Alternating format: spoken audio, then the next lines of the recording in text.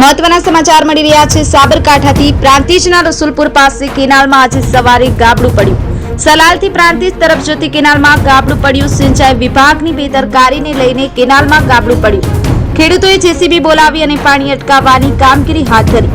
પાણી ભરાઈ જતા બટાકાના પાકની નુકસાનની ભીતિ। પ્રાંતિજ અને હિંમતનગર સિંચાઈ વિભાગને જાણ કરાઈ। સિંચાઈ વિભાગના કર્મચારીઓએ પહોંચી કામગીરી શરૂ કરી। ZSTV news Sabarkantha.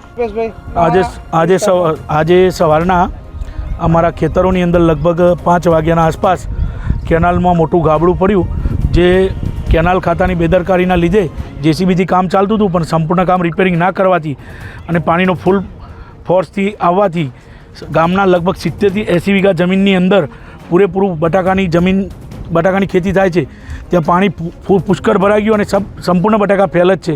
તો એના માટે કડકમાં કડક પગલાં લેવામાં આવે અને ખેડૂતોને યુદ્ધના ધોરણે કામગીરી કરી અને વળતર આપવામાં આવે।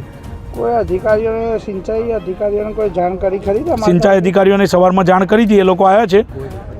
હજી મેઇન અધિકારી કોઈ આવ્યા નથી, ખાલી કેનાલની બીટના જે ઓફિસરો એ આવેલા છે।